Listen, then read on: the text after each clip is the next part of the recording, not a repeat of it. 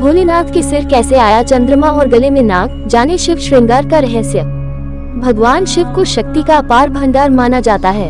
जीवन और मृत्यु से परे भगवान शिव जहां संसार में विनाशक के रूप में पूजनीय हैं। भगवान शिव का श्रृंगार अलौकिक है, लेकिन क्या आप उनके श्रृंगार के पीछे की कहानी को जानते हैं? भगवान शिव को शक्ति का भंडार कहा जाता है, इसी कारण उन्हें महान देवी देवताओं में से एक माना जाता है। इसी कारण संसार में सदैव से उनकी पूजा की जा रही है। सावन माह तो पूरा भगवान शिव को ही समर्पित है। इस पूरे माह में भगवान शिव की विधिवत पूजा करने से शुभ फलों की प्राप्ति होती है। जीवन दान देने वाले भगवान शिव को लेकर काफी कहानियां प्रचलित है। ऐसे ही शिव पुराण में उनके रूप को लेकर कई कहानियां हैं। शिव जी का रूप देखें तो उन्होंने गले में सांप, जटाओं में गंगा, माथे में चंद्रमा, हाथों में त्रिशूल, डमरू लिए हुए नजर आते हैं।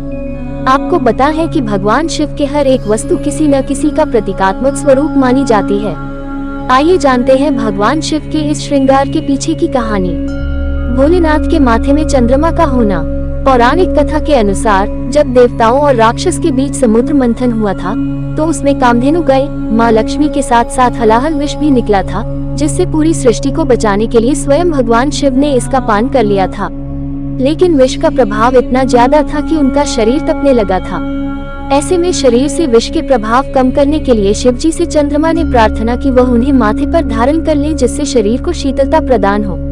ऐसा करने से शरीर में विष का प्रभाव कम हो गया। तब से चंद्र देव शिव जी के माथे में विराजमान है और पूरे संसार को शीतलता प्रदान करते हैं। शिव जी की जटाओं में गंगा होने का कारण। शिव पुराण के अनुसार भागीरथ ने मां गंगा को पृथ्वी को लाने के लिए कठोर तपस्या की, जिससे वह अपने पूर्वजों को मोक्ष दिला सके। उनकी तपस्या से मां गंगा प्रसन्न हो गई, लेकिन उन्होंने भागीरथ से कहा कि मेरा वेग पृथ्वी नहीं सह पाएगी और वह पूरी धरती जलमय हो जाएगी। ऐसे में भागीरथ ने भगवान शिव से प्रार्थना की। इससे प्रसन्न होकर भगवान शिव ने मां गंगा को अपनी जटा में धारण किया और सिर्फ एक जटा ही खोली, जिससे कि पृथ्वी में मां गंगा अवतरित हो सके। शिव जी के गले में सर्प होने का कारण। भगवान शिव के गले में सर्प भी है। माना जाता है कि उनके गले में साधारण सर्प नहीं बल्कि वासुकी सर्प है। समुद्र मंथन के दौरान रस्सी के बजाय मेरु पर्वत के चारों ओर रस्सी के रूप में वासुकी सर्प का इस्तेमाल किया। एक तरफ देवता थे और दूसरी तरफ राक्षस थे। इससे वासुकी का पूरा शरीर लहूलुहान हो गया। ये देखकर भगवान शिव अत्यंत प्रसन्न हो गए हैं। उन्हें आभूषण के रूप में गले में धारण कर लिया था। शिव जी के हाथों में त्रिशूल।